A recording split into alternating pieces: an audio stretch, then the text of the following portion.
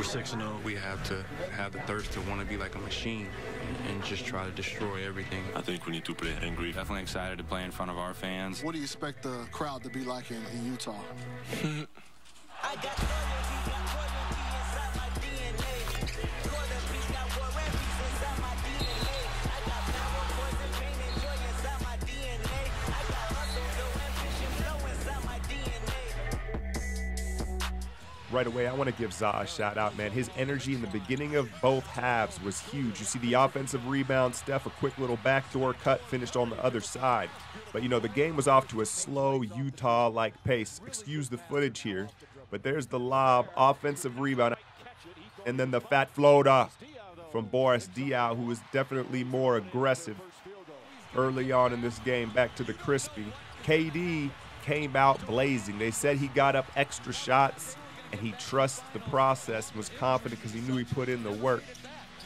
Now, there were a lot of ticky-tack fouls in this first quarter here, and Draymond picks up a quick second foul, and you see the emotions start to get the better of him.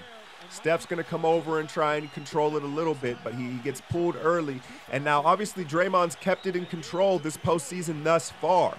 The real test is on the road. This is probably the first truly hostile environment, and the fans are what really fires him up. I don't think it's the opposing players as much as the fans. You see him take a quick seat here. Now, Steph was very unaggressive. He gets the switch on Derek Favors, and this was one of the rare times he attacked a switch. Boris switched on him. Several bigs switched down on him, and he just wasn't aggressive enough, in my opinion, offensively.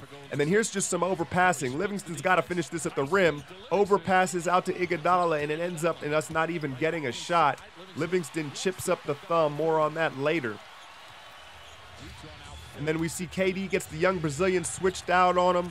Dirks him at the free throw line. Like I said, he came in the gym on fire and really carried us. And then peep the sneaky rip through. See, KD, what I liked about this, I'm not a big fan of the call, but what KD did that was sneaky was he wasn't going to have to shoot the ball. He actually was going to pass out of it in case he didn't get the call. Draymond, take note. And then Gordon Hayward, the Kobe fade. I'm sure y'all have heard that he worked with Kobe secretly in the offseason, and it shows the footwork in the post. And this is exactly why KD came to Golden State. He's going early, Steph's not, so what does Steph do? Defer to KD and let him continue to roll. This time, gets off an awkward one, and then Iguodala, you're going to see finally get off the snide. First three-pointer in these playoffs, and it's a tough one with someone running at him. But look at him celebrating like he's been hitting him. That boy got some nerve. Draymond, a fool. He knows it was his first one, and that was a very positive sign. Second quarter, look at Joe Johnson. This is kind of out of character. A deep, deep three ball lets you know he's a little bit frustrated. He's not getting the shots he wants, so he hits that one. Second quarter, Draymond back in. You see him get another bad touch call, honestly. He gets the N1, and you can see no big screaming or nothing. He's trying to bottle up the emotions. Now, here's why Klay was struggling. Because normally right here, freeze, Draymond is going to roll to the rim. With Gobert there, he's staying out. So there's bad spacing. Klay, they're able to hedge him and control him popping off the screens. And then this results in a turnover. Ian Clark struggling with the physicality in this Utah series. And then Gobert, Shaq Fu at the rim. But the Gobert effect is felt. His defensive presence is really affecting Klay able to come off screens. Draymond not wanting to roll to the rim. And then watch Livingston here. Somewhere along right here, I believe he chips up his thumb. Excuse me, right there. Now, there's a stoppage in play. You see him check the thumb. He had a minor surgery on it. That's why he was out that first round of the playoffs. Second quarter, KD, 3 in a row. I'm speeding this up. Look at this. It's not the same highlight. All from the same spot, all cooking the same man, Gordon Hayward. ISO ball, and I don't know if this would have been called with Steve Kerr on that bench, honestly, but it worked out perfectly in this slow down pace, KD carrying us. And then look at Draymond here. Mike Brown wants a timeout after a mini Utah run, and then look at Draymond kind of barking him here, man. I think he's telling him, like, look, I got it. We've got it worked out. And then a pop-out Ig 3 with the 7-2 Gobert in his face hits his second one of the playoffs. So it's a funny thing. He sees it go in once, and all of a sudden he's making him KD high pick and roll, bang. And as he hits this, you see Draymond get the tee from the bench. And I know this is much easier said than done, but you see Barnes there. You're going to see Iguodala and Steph come over. But you'd like to see his teammates try to neutralize the situation before it gets to that. Steve Kerr not on the bench, and it was just interesting to see the reactions of the players and their demeanor at certain things. There's a little incident with David West later. And here we go. Klay gets lost, the double. And then Iguodala is out to dry, guarding 2 men at the same time. Rodney Hood probably should have taken the dunk. His confidence in his jumper is really amazing because he's not that good of a shooter, but he hits that wide open one. And Utah's first lead of this series comes in game 3. And then Draymond flopping on this screen. Him and Iguodala do this a lot, and I do not like it. Instead of fighting over the screen, they try to sell it as an illegal one and leave guys open at times. Something that you're not going to be able to get away with later in these playoffs. Gordon Hayward, you've got a curl action, and then Diaw. And whenever the defense is broken down, it usually has to do with KD and Zaza are usually involved in the switch breakdown. Klay misses, and then Zaza in this third quarter, like I said, huge offensive rebound and gave us some energy when we were really lacking, when this crowd really started to believe Zaza a couple big plays. And then look at this defense from Klay, man. He, shooting miserably on an all-star guy where he wants it, all alone. And one thing about Klay is his shooting's never going to affect his defense, soldier DNA from Mr. Klay Thompson. Then JaVale gets Ingles at the rim.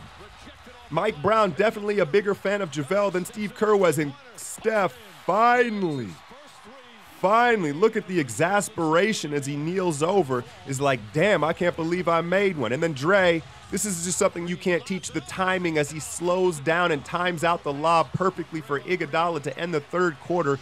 Back and forth, Utah still in it. Here we go, fourth quarter, Klay still creating gravity despite the shooting, and then Draymond, Billy Hoyles it at the rim, barely. And then the buffet back down from Diaw, and then the clear out, and then watch him tip the ball away. That's a delay of game, no call. Utah definitely getting the home whistle.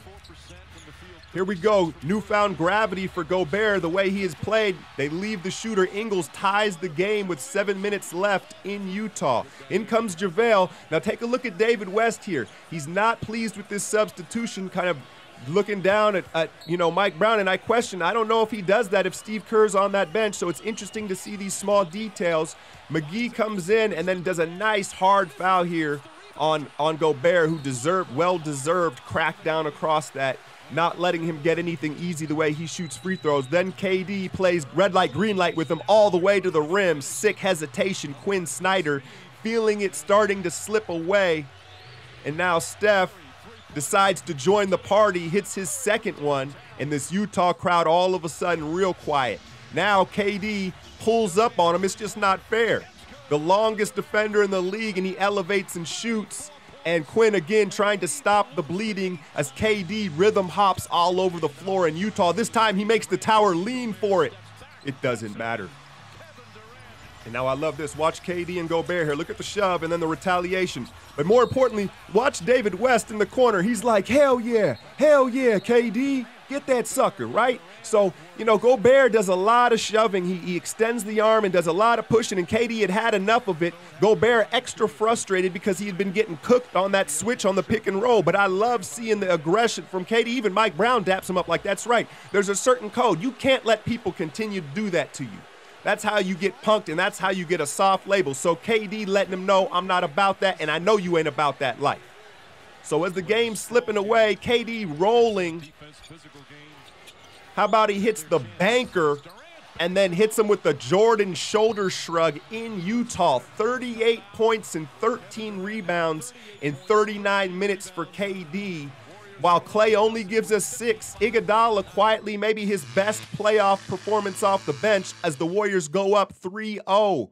Monday, the chance to sweep in Utah. Hit that like, share, and subscribe. I'm out, y'all.